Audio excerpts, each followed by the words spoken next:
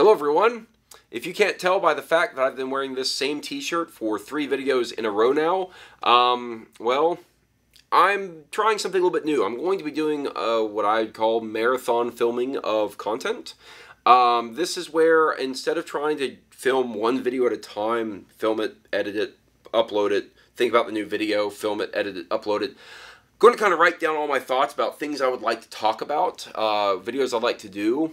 Again, these kind of lo-fi, just me standing in front of a camera talking videos.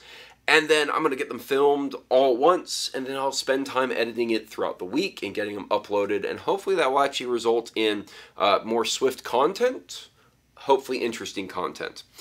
This video today is to talk about the Jane Austen Festival. What's the Jane Austen Festival, you ask? Well, it's this. Get up here, get up here! Now, Liz, I know he's not Mr. Darcy, but he's mine. Mr. Bunch, they said they saw a spider. I don't know. Was it a little spider? Ooh, they said it's a big spider. Oh dear, oh dear. Tell you what, I'll go to the store and I'll get something to get this spider with, okay? Now, while I'm gone, I want you to watch the baby. Well, okay, so it's not exactly that. That was one part of the Jane Austen Festival. The Jane Austen Festival is put on by the Society for Jane Austen, I think. I probably got that wrong, and they're going to be really angry at me. My wife will be angry at me. But it's for people who like Jane Austen, like that kind of Regency period of history.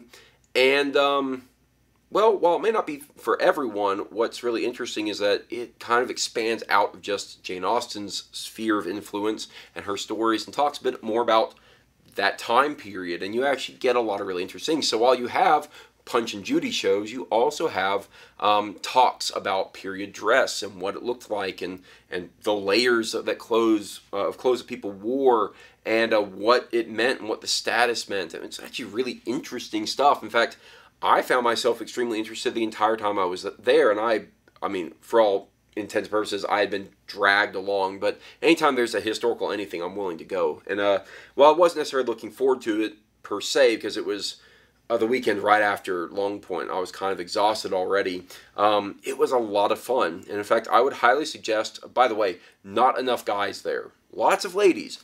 Needs to be more guys, because they had a lot of really interesting stuff. But really good, interesting, kind of historically based festival. A lot of really interesting things to see. There were 2 instances of them kind of doing, call it martial things. One was a recreation of a duel. This was a pistol duel, as you can see here. Oh. Fire!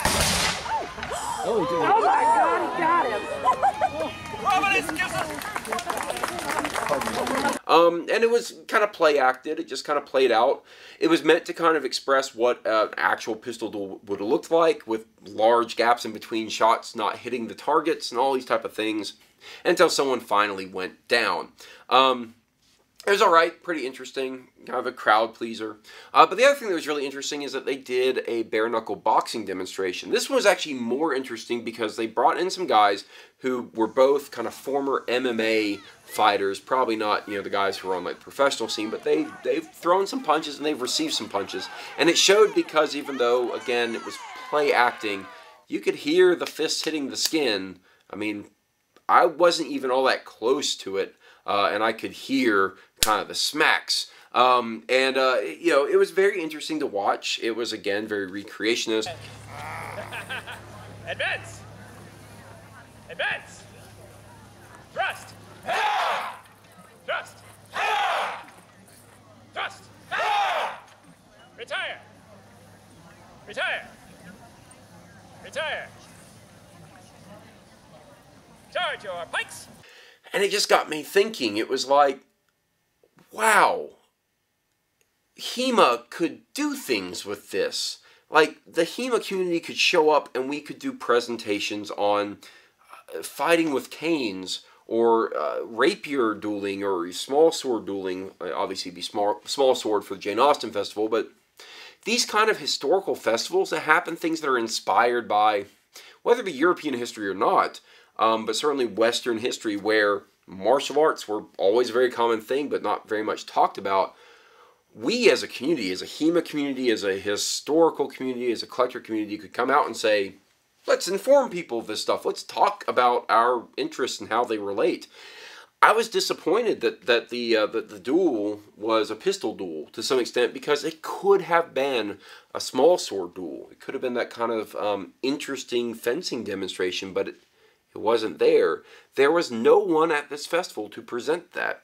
And then it got me thinking, well, you know, there's this Highland Festival I really like to go to every year. It takes place in October in Atlanta.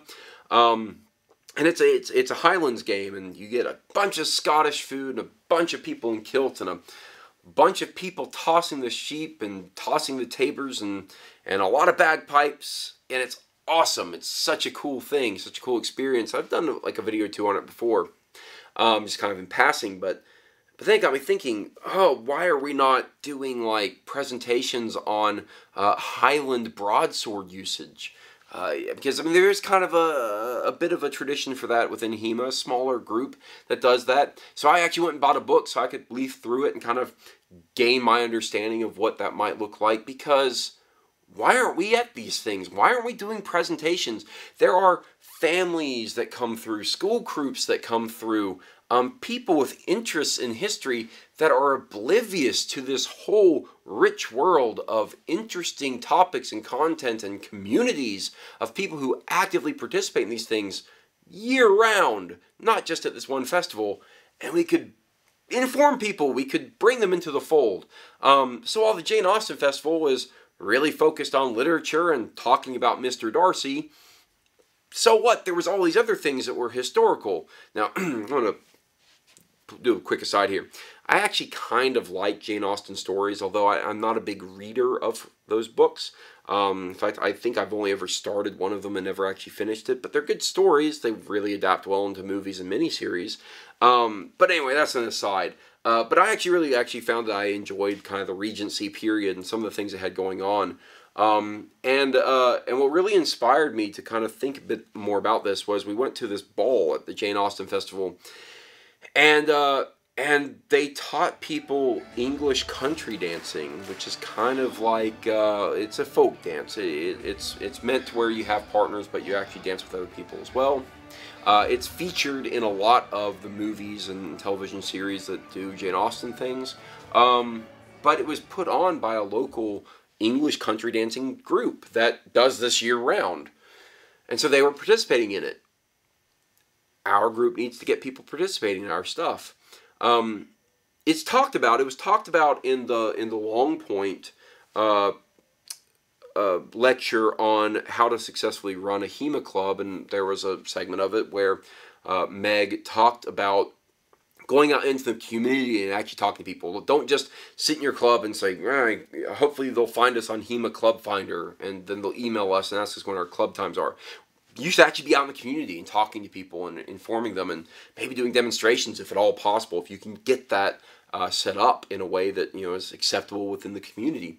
We need to be doing this, guys. I don't know why we're not doing this. And maybe some groups are, but I haven't heard about it. So I think it needs to happen more, and we need to look for these opportunities. When you see a Highland Festival, when you see a Jane Austen Festival, when you see a medieval fair that isn't just like your bog standard Renaissance festival, when you see these things, maybe go reach out to them and say, hey, I do this thing and I would love, free of charge, to come and present and do this thing for you guys. Maybe they'd pay you in the future. Who knows? But I think we need to be more active in doing that. So I'm going to try to do my part. I talked about it in a rambling video not too far back. But yeah, in the future, guys, if you haven't checked it out before, check out the Jane Austen Festival. It's actually a lot of fun. Very interesting for people who are open to all history and are really just keen to try to understand life before the modern age. It was really good stuff. I really enjoyed it. I even got dressed up for it. Here's a picture. I think I look pretty snazzy. Cheers, guys.